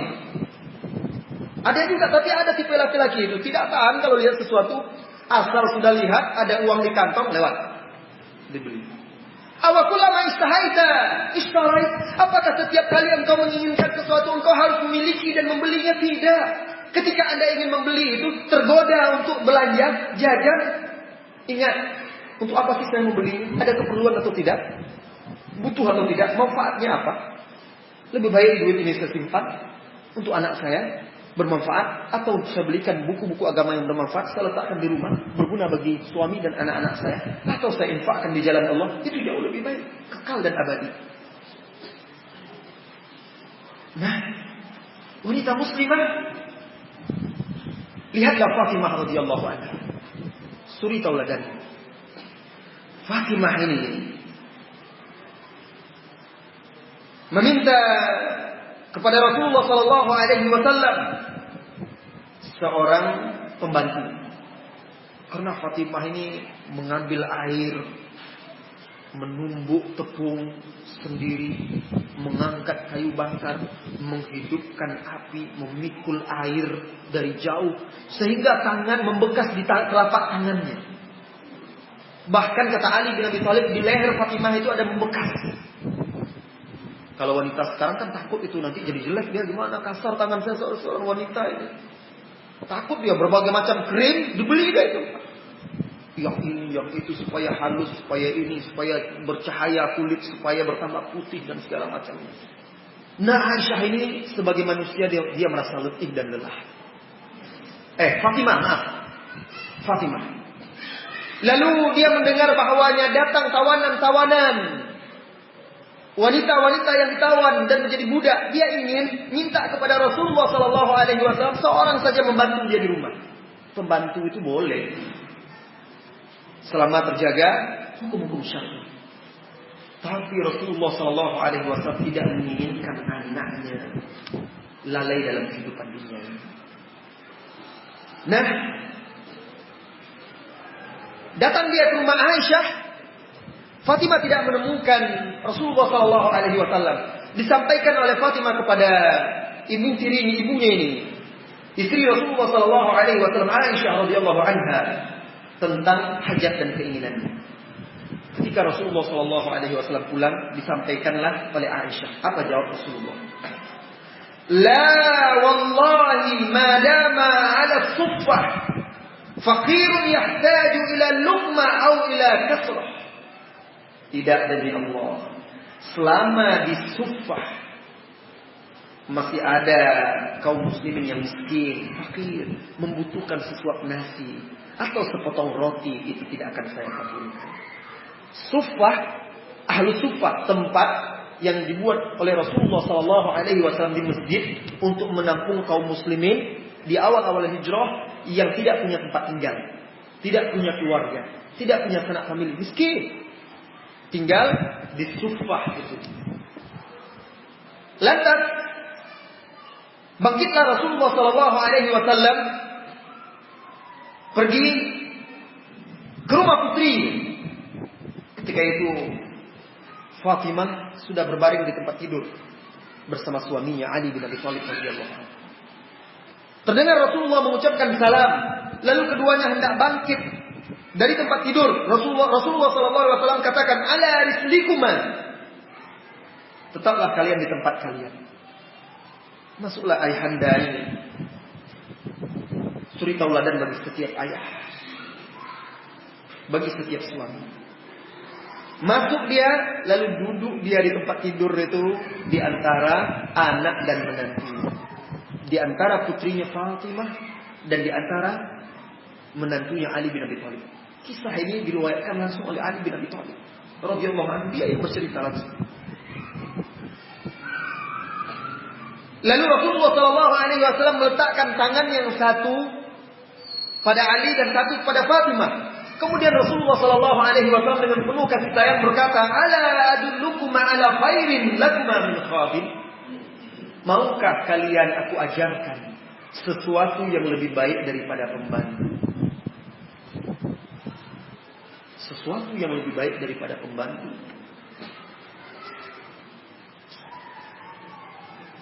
Rasulullah SAW tidak berbicara berdasarkan hawa nafsu. Rasulullah SAW berbicara dengan wahyu. Rasulullah bersabda, "Idza awaituma ila firashikuma." Apabila kalian sudah berbaring di tempat tidur kalian, fasabbiha 33. Bertasbihlah 33 kali. Dengarkan wahai saudariku wanita muslimah, siapa di antara Anda yang mengamalkan apa yang diajarkan oleh Rasulullah SAW ini? Apabila hai Fatimah, hai Ali bin Abi Thalib, apabila kalian sudah berbaring di tempat tidur kalian, suami maupun istri, baca tasbih 33. Wahmuda wa hamida 33, puji Allah 33, baca alhamdulillah 33, wa kabbira 33, dan bertakbirlah 33 kali. Diajarkan oleh Rasulullah sallallahu alaihi wasallam. Ada rahasia di sini. Rahasia yang dijelaskan oleh Ibnu Qayyim Al-Jauziyah. Ibnu Qayyim Al-Jauziyah setelah membawakan kisah ini, beliau bercerita. Kata dia, subhanallah, zikir itu memiliki kekuatan yang sangat menakjubkan bagi orang yang mau mengamalkannya dengan tulus dan ikhlas, memberikan kekuatan yang mengalahkan kekuatan apapun di dunia ini. Dan saya melihat buktinya pada guru saya Syekhul Islam Ibnu Taimiyah. Karena Ibnu Taimiyah ini orang yang senantiasa berzikir. Ibnu Taimiyah rahimahullah taala, kata Ibnu Qayyim, sanggup melakukan sesuatu yang tidak sanggup dilakukan oleh orang lain. Beliau itu bisa duduk menulis buku dari zuhur sampai asar, selesai satu kitab. Beliau berpuasa, beliau belajar tidak tidur malam dan segala macam. Dan itu pun beliau berjihad.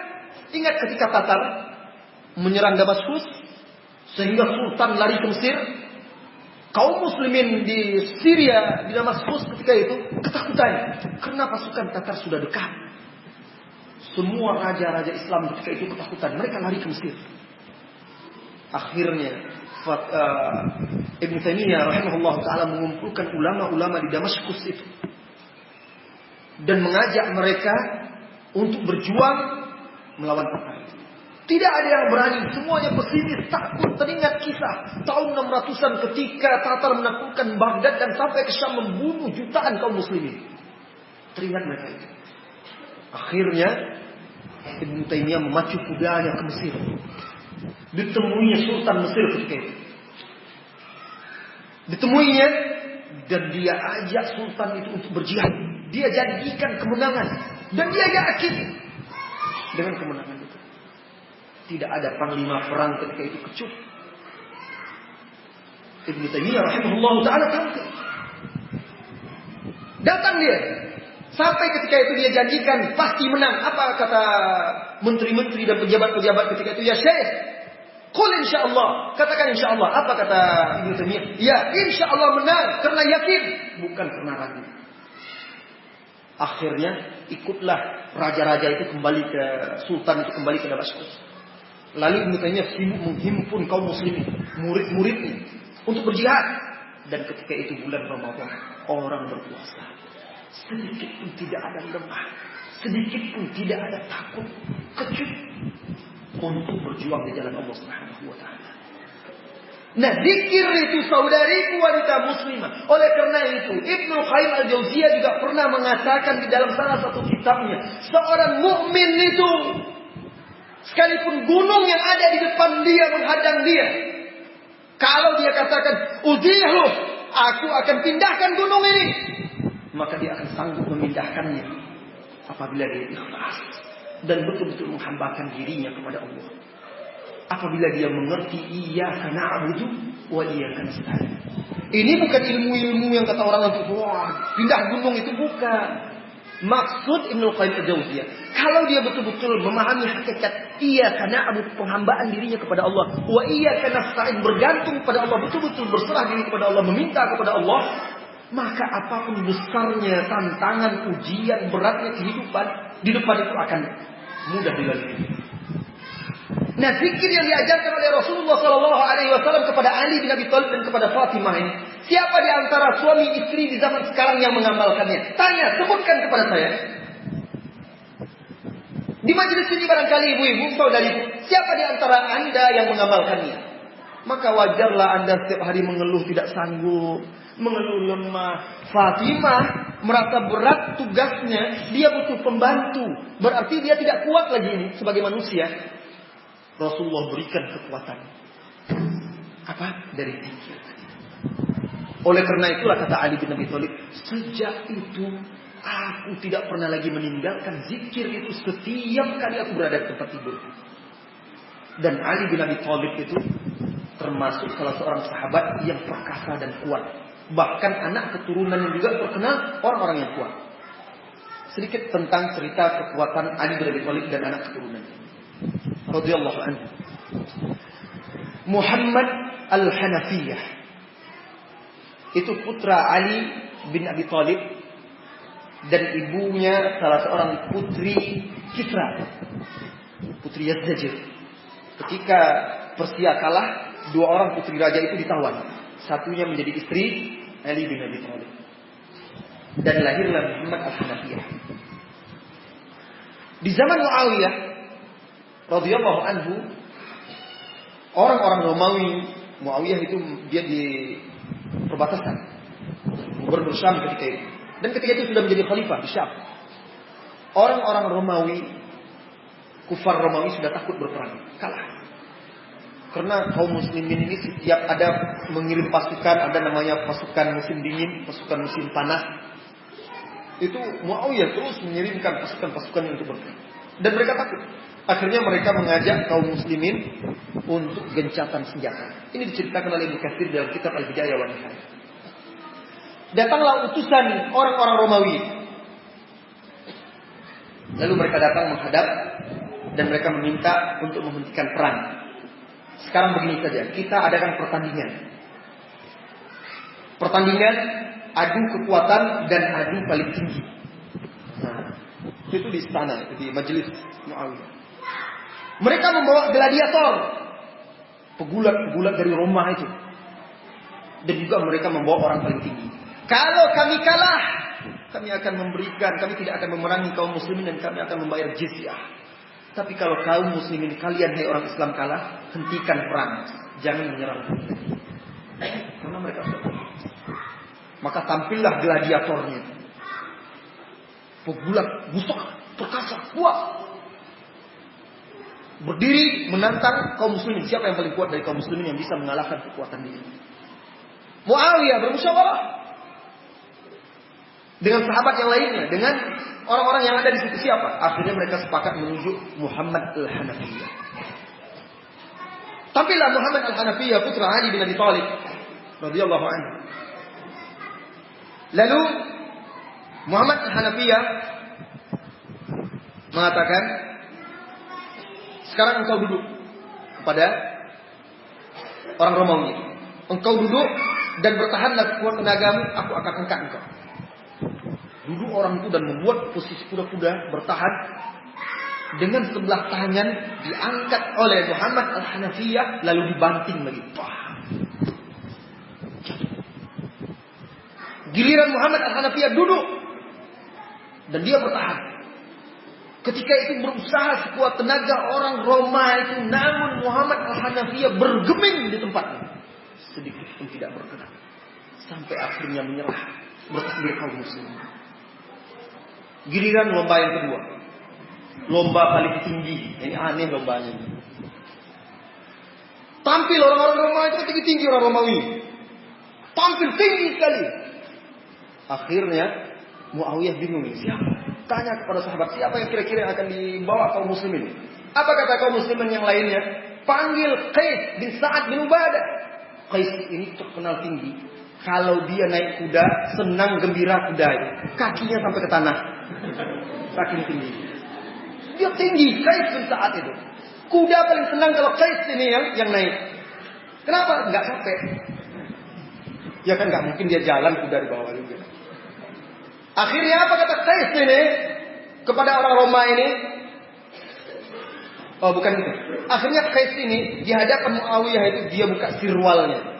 Tapi tentu dia pakai lapisan di dalam. Dia buka sirwalnya, dia perintahkan orang Roma itu pakai. Dipakai oleh orang Romawi itu sirwal Qais bin Sa'ad bin Ubadah itu sampai ke mulutnya. Tenggelam sampai ke mulutnya, bertakbirlah kaum muslimin dan takluk orang-orang kafir itu. Akhirnya Muawiyah memberi hadiah untuk Qais ini dan sekaligus menghukum.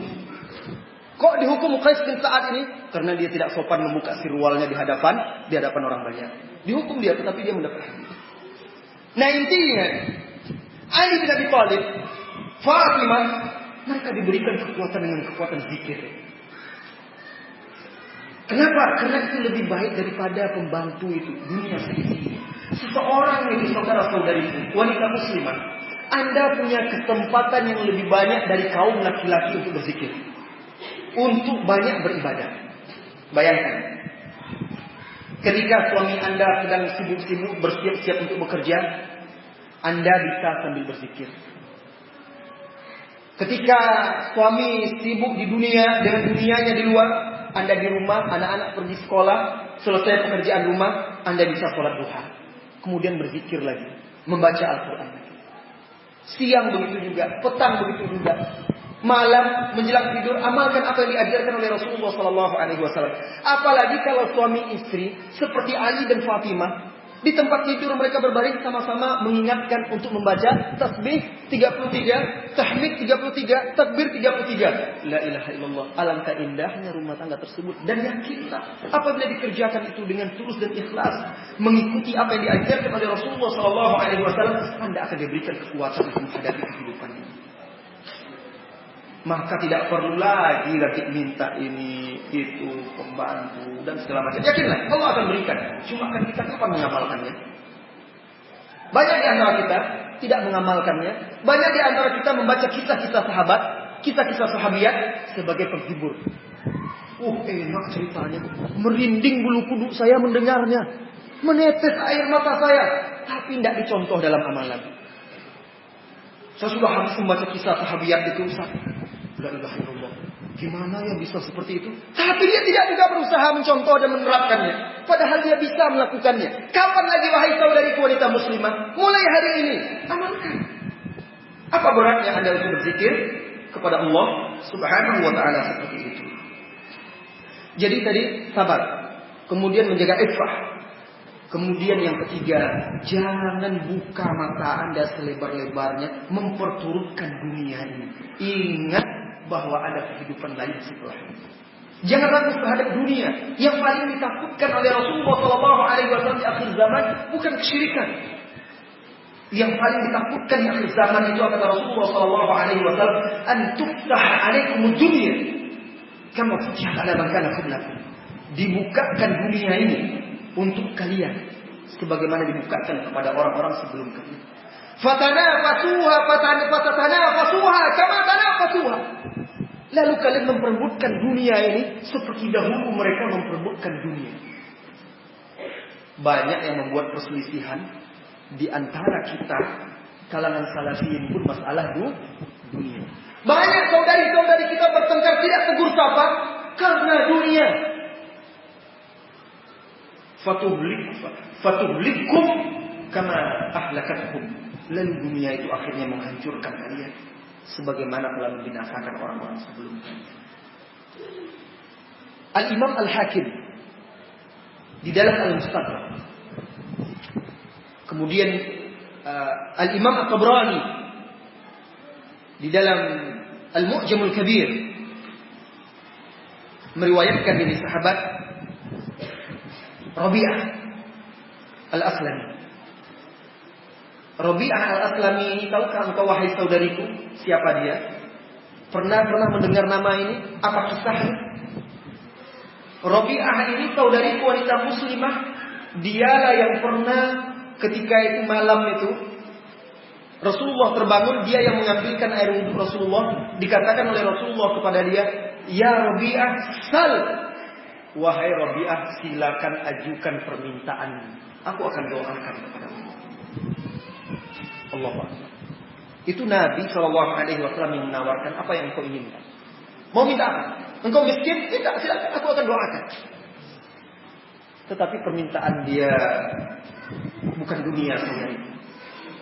Rabi'ah berkata, uridu murafaqataka fil jannah ya Rasulullah. Aku ingin menemanimu di surga. Dia tidak sedikit pun.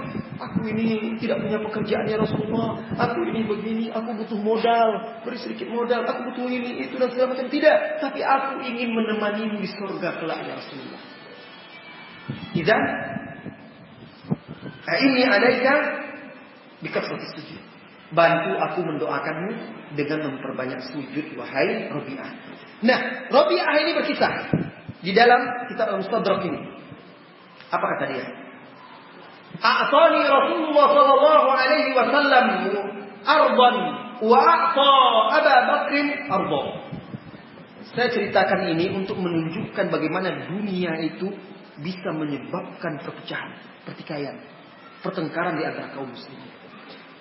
Apa kata Rabi'ah? Rasulullah sallallahu alaihi wasallam pernah memberikan sebidang tanah kepadaku. Dan dia juga memberikan sebidang tanah kepada Abu Bakar. Berarti tanah ini berdampingan. Tanah Rabi'ah, tanah Abu Bakar. Kalau sekarang kan tanah mahal. Kalau orang bahkan karena tanah itu bisa orang menghunus golok, menghunus pedang. Iya. Kadang satu tanah itu di zaman sekarang bisa 3 surat di situ. Berlapis-lapis. Berkelahi, putus hubungan persaudaraan terkadang karena tanah. Padahal setelah mati nanti dia cuma dapat tanah yang sedikit itu saja yang dia punya. Di situ ditanam jasadnya. Nah, Rasulullah sallallahu alaihi wasallam memberikan kepadaku sebidang tanah dan juga untuk Abu Bakar sebidang tanah. Fakhtalafna ala jiz'in nakhlah. Kami pun berselisih tentang sepokok korma. Karena tanah itu berdampingan, akhirnya sahabat ini berbeda pendapat tentang sebatang korma. Apa kata Rabi'ah? Fadakhalat dunia. Maka masuklah dunia. Seolah-olah sahabat Rabi'ah ingin mengkhabarkan dan mengajarkan kepada kita, ini dia dunia ini. Hati-hati dunia itu masuk di tengah-tengah 2 orang yang bersahabat bersaudara, lalu menghancurkan mereka. Fadakhalat dunia. Fakultu, aku berkata kepada Abu Bakar bahwa batang korma ini masuk ke tanahku. Wa qala Abu Bakar li, Abu Bakar berkata, hadihi li, ini masuk ke tanah saya. Mereka berbeda pendapat.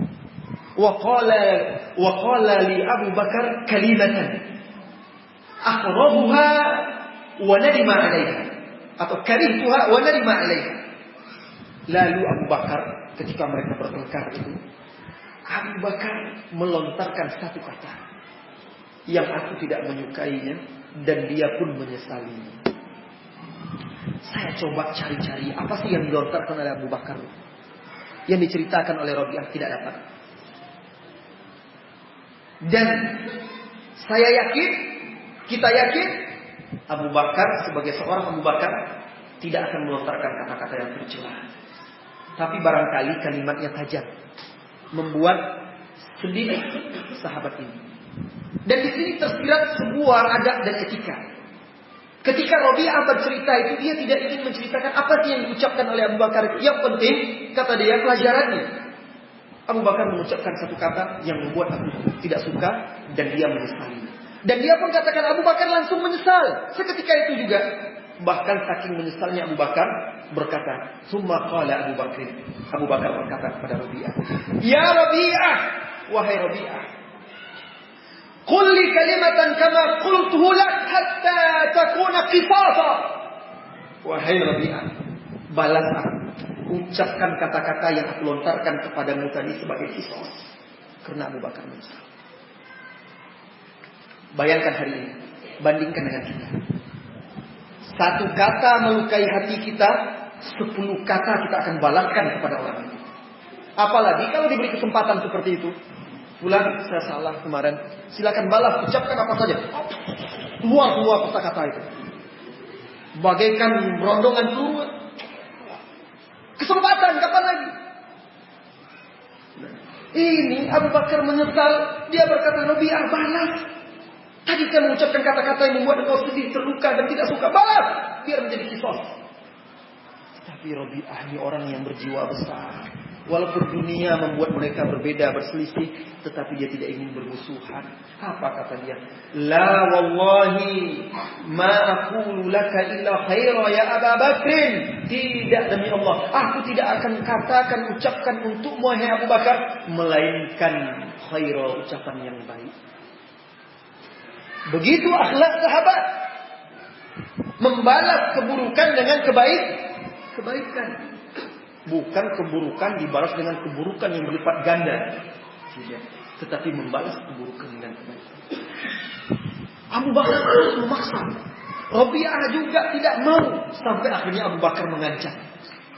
Ada orang bertengkar, menyesali kesalahannya, meminta dibalas sampai mengancam seperti itu. Mana ada di zaman sekarang? Kalau bukan ini diriwayatkan dengan sanad yang sahih, mungkin kita seakan-akan tidak percaya. Ini seolah-olah khayalan. Apa kata dia? Ya Rabi'ah, la taqulanna li kalimatan kama qultuhu lak, aw la arfa'anna hadzal amra ila Rasulillah sallallahu alaihi wasallam.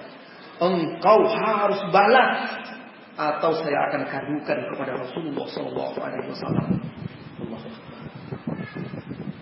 Di situ nilai sebuah persaudaraan persahabatan. Banyak terkadang apalagi wanita, maaf saudariku, wanita itu memang salah satu kelebihan dan keistimewaan dia pandai berbicara. Itu kelebihan, keistimewaan wanita. Oleh karena itu maaf saudariku, kalau wanita itu berkumpul mereka sama mereka, laki-laki juga ada seperti itu. Tetapi biasanya wanita, maaf saudariku, wanita itu kalau berkumpul sama-sama mereka, lalu bercerita, kita akan bingung menilai siapa pembicara dan siapa pendengar. Kadang-kadang di majelis ilmu juga begitu. Ustadznya ceramah di depan, mereka ada sibuk pula cerita di belakang. Kan seperti itu. Saking hebatnya wanita itu berbicara, Umar saja kalah sama dia. Ada seorang laki-laki ribut dengan istrinya, lalu istrinya mengeraskan suara, datang seakan kadukan kepada Umar. Sampai di depan pintu rumah Umar, rupanya Umar sedang ribut pula dengan istrinya. Ternyata suara istrinya lebih keras dari suara Umar. Apa kata dia? Kalau Umar saja seperti ini, bagaimana saya? Lalu pulang dia lagi tidak jadi. Tetapi itu bukan kebanggaan pula bagi wanita. Itu sifat wanita yang harus dipahami oleh laki-laki. Nah, wanita, bukan hanya wanita, pria, wanita semuanya, kalau mereka bertengkar seperti itu, Abu Bakar mengancam, kalau engkau tidak balas, saya akan kadukan kepada Rasulullah Sallallahu Alaihi Wasallam. Rabi'ah juga tidak mau juga membalas. Akhirnya Abu Bakar pergi menemui Rasulullah Sallallahu Alaihi Wasallam. Rabi'ah mengikuti dari belakang. Simak cerita ini saudariku, agar kita jadikan teladan bagaimana kalau kita berselisih, bertengkar karena urusan dunia dengan saudara-saudari kita. Jangan sampai menimbulkan dendam, kesumat dan permusuhan. Di tengah jalan Rabi'ah ini bertemu dengan kabilahnya orang-orang dari Bani Aslam, Aslamiyun, karena dia Al-Aslami. Lalu orang itu berkata kepada Rabi'ah, rahimahullahu Abu Bakrin, semoga Allah mengampuni Abu Bakar. Huwallazi qala ma qala lak, dia yang melontarkan kata-kata itu kepadamu, dia pula yang mengadukan kamu kepada Rasulullah. Jangan begitu, jangan kalah. Kan dia yang salah, kenapa dia yang mengadu kepada Rasulullah? Lihat pihak ketiga. Seringkali pihak ketiga inilah yang menangguk di air keruh. Menangguk di air keruh itu bahasa kaminya menangkap ikan di air keruh. Suasana sudah keruh, di situ dia mengambil keuntungan. Hati-hati. Kadang-kadang kan orang itu namam. Bukan mereka, orang-orang di zaman sekarang. Pergi ke saudarinya yang satu, si fulanah begini. Atau kadang-kadang dia mendengar orang bercerita. Hah? Iya, pura-pura tidak tahu dia. Oh begitu ya, oh iya kemarin begini. Si B ini mulai marah. Tapi Rabi'ah tidak seperti itu. Apa kata dia? Ditegurnya orang-orang ini yang mengompori dia ini. Ditegurnya. Tahukah kalian siapa itu? Innahu syaikhatul muslimin. Itu orang yang dituakan oleh kaum muslimin. Innahu Abu Bakrin. Itu adalah Abu Bakar. La yaltafitu, jangan sampai dia menoleh melihat kalian membelaku, lalu dia marah dan Rasulullah marah pula karena kemarahannya, lalu Allah marah karena kemarahan Rasulullah sallallahu alaihi wasallam, maka hancurlah Rabi'ah karena itu. Pergi kalian. Lihat, dia menghormati Abu Bakar lebih tua. Dia menghargai Abu Bakar, orang yang sudah banyak berjasa, adab dan etika. Dia tidak mau persahabatan mereka rusak oleh orang-orang yang ketiga ini. Perselisihan itu bisa diperbaiki. Pertengkaran itu bisa diselesaikan. Jangan sampai orang yang ketiga, orang-orang ini merusak semua. Diusirnya orang itu, suruh pergi. Ini urusan saya akan selesaikan. Sampailah Abu Bakar di hadapan Rasulullah SAW. Duduk dia dan dia ceritakan peristiwa. Datang pula Rabi'ah ke situ. Di sini subhanallah, kita sangat takjub dan kagum dengan kebijaksanaan Rasulullah SAW dan keadilan. Begitu seharusnya kalau Anda diminta menjadi penengah, jangan berat sebelah. Rasulullah tidak langsung berkata, Rabi'ah, kenapa kamu lawan-lawan pula sahabat saya Abu Bakar ini? Dia itu menantu saya, dia itu mertua saya, dia itu sahabat yang paling saya cintai. Kamu ini tidak sopan. Mana ada Rasulullah tidak seperti itu. Tapi Rasulullah bertanya dengan baik untuk menggali informasi. Dari Abu Bakar dia sudah dengar, dari Rabi'ah belum. Dia tanya, wahai Rabi'ah, ya Rabi'ah, malladzi bainaka wa baina Abi Bakrin? Apa yang terjadi antara engkau dengan Abu Bakar? Lalu Rabi'ah bercerita bahwa mereka bertengkar tentang pohon kurma itu. Rabi'ah mengaku itu masuk ke tanahnya, Abu Bakar mengaku masuk ke tanahnya. Lalu Abu Bakar melontarkan kata-kata yang tidak dia sukai, dan Abu Bakar akhirnya menyesal menuntut Rabi'ah membalasnya. Dan aku tidak mau ya Rasulullah membalasnya, aku hanya ingin mengucapkan yang baik untuk dia. Akhirnya Rasulullah mengambil penyelesaian. Solusi apa kata Rasulullah? Ajal, baik. Ajal ya Rabi'ah. Idzan la taqulu lahu illa khair. Kalau begitu, jangan engkau ucapkan untuk Abu Bakar kecuali yang baik. Qul lahu, ucapkan untuk Abu Bakar, ghafarallahu li Abi Bakr. Semoga Allah mengampuni Abu Bakar. Maka ketika itu, serta-merta Rabi'ah berkata, ghafarallahu laka ya Abu Bakr. Mendengar itu menetes air mata Abu Bakar, dan dia pergi berlinang air mata. Persahabatan yang indah. Dunia sedikit pun tidak bisa merusak persahabatan mereka, karena dunia itu tidak sampai ke dalam hati mereka. Maka hati-hati saudariku terhadap kehidupan dunia, khususnya wanita. Karena suami bekerja, duit diserahkan kepada wanita, memberikan nafkah kepada wanita. Wanita yang mengatur belanja di rumah. Kehidupan mereka sangat dekat dengan dunia. Wanita itu ada kecintaan kepada perhiasan, kecintaan untuk menghias rumahnya. Itu wajar. Tetapi jangan berlebihan. Jangan hanya itu saja yang dipikirkan. Pikirkan akhirat. Pikirkan dan renungkan kewajiban-kewajibanmu sebagai seorang wanita muslimah. Pikirkan agama ini. Engkau salah seorang dari umat ini yang diharapkan ikut memikul tanggung jawab untuk mengibarkan pagi-pagi tauhid, menegakkan sunnah Rasulullah sallallahu alaihi wasallam. Terakhir saudariku, karena waktu kita terbatas, sebelum kita tutup, perkara yang terakhir yang mesti dimiliki oleh wanita di zaman sekarang, setelah kesabaran tadi, kemudian setelah kesabaran tadi, ifah wal istighfar, kemudian setelah itu tadi berzikir, bersabar bersabar terhadap kehidupan dunia ini. Jangan terpedaya oleh kehidupan dunia ini. Jangan lalai dan lengah, buta oleh gemerlapnya hidup dunia. Kemudian yang berikutnya, wahai saudariku wanita muslimah, ketahuilah wanita muslimah ini tidak akan bisa selamat kalau dia tidak memiliki ilmu. Oleh karena itu, rajin-rajinlah mempelajari kitab. Rajin-rajinlah mempelajari hadis Rasulullah SAW. Dan ingat, menuntut ilmu itu adalah wajib. Tetapi kewajiban menuntut ilmu syar'i tidak boleh mengalahkan kewajiban terhadap suami dan terhadap rumah tangga. Tidak boleh sampai melalaikan kewajiban terhadap suami, terhadap anak, dan terhadap rumah tangga. Suami yang pertama wajib untuk mengajarkan agama kepada istrinya, kepada anak-anaknya, karena dia yang diperintahkan untuk itu, menjaga anak dan istrinya dari azab api neraka. Kalau suami tidak sanggup, tidak memiliki kemampuan, bimbing dan arahkan dia ke majelis ilmu, antar dia ke majelis ilmu, pilihkan dia majelis ilmu yang baik, carikan guru yang punya pengetahuan yang dalam tentang ilmu agama, yang mengamalkannya, komitmen, istiqomah. Dan sebagai wanita muslimah, Di zaman Rasulullah Shallallahu Alaihi Wasallam, Rasulullah juga membuat majelis khusus untuk wanita muslimah, tetapi bukan setiap hari, sehingga disibukkan oleh majelis ilmu pula. Tidak. Rasulullah mengkhususkan untuk mereka bahkan hanya sekali seminggu. Boleh lebih, tidak apa-apa. Tetapi di sebagian tempat saya saksikan, wanita muslimah ini kan terkadang lebih bersemangat pula dari kaum pria, sehingga hampir setiap hari itu pergi ke majelis ilmu.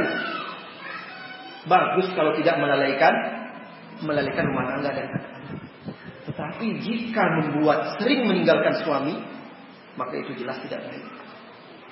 Jadi Anda harus bisa memahami ini, meletakkan posisi kewajiban menuntut ilmu syar'i, mempelajari kitabullah, menghadiri majelis-majelis ilmu dengan kewajiban kepada suami, kepada anak-anak dan rumah tangga. Jangan sampai melalaikan satu dengan yang lainnya.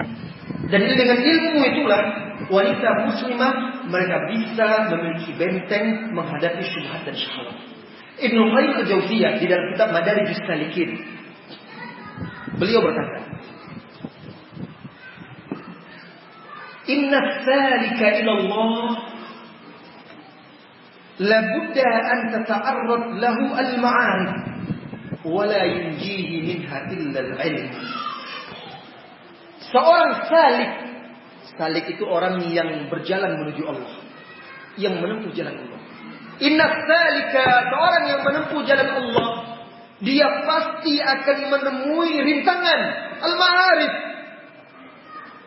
Ada onak dan duri, pendakian yang terjal, lereng-lereng yang curam. Dia harus lalui itu. Dan tidak akan ada yang bisa menyelamatkan dia dari itu kecuali ilmu yang akan menyelamatkan dia. Sehingga seperti yang dikatakan oleh Abu Musa al-Ash'ari radhiyallahu anhu kepada Umar bin Khattab radhiyallahu anhu, buah dari ilmu itu, kalau dia sudah berilmu, buahnya lihat. Abu Musa bertanya kepada Umar, "Ya Amirul Mukminin, pernahkah engkau berjalan di jalanan yang penuh dengan duri?" "Bala." "Apa yang engkau lakukan?" Umar menjawab radhiyallahu anhu, "Aku akan melangkah dengan hati-hati agar kakiku tidak tertusuk duri." Bayangkan diri Anda, wahai saudariku, Anda berjalan di jalanan yang penuh dengan bebatuan yang runcing dan tajam, lubang-lubang, duri-duri. Jika Anda tidak berhati-hati, Anda tersungkur jatuh, terluka kaki Anda, tersandung, bahkan akan sulit bangkit. Anda akan melangkah dengan hati-hati dengan ilmu ini. Ketika Anda akan mengangkat kaki menjejakkan di bumi, Anda berpikir dahulu, ini apakah diridhoi oleh Allah atau tidak? Diridhoi oleh Rasulullah SAW atau tidak? Diridhoi oleh suami saya atau tidak? Diridhoi oleh ayah ibu saya atau tidak? Dia hisab diri dia. Ataukah sebaliknya Allah akan murka? Rasulullah benci ini, suami saya tidak ridho, orang tua dan ibu ayah ibu saya juga tidak menyukainya. Kalau ternyata tidak disukai oleh Allah, tarik lagi kaki itu, tahan, cari jalan tempat menjejakkan kaki itu yang diridhoi. Tidak ada duri, tidak ada paku, tidak ada batuan, tapi jalan yang mulus, yaitu jalan yang ditempuh oleh Rasulullah SAW. Dan itu mustahil dilakukan oleh seorang wanita muslimah kalau dia tidak belajar.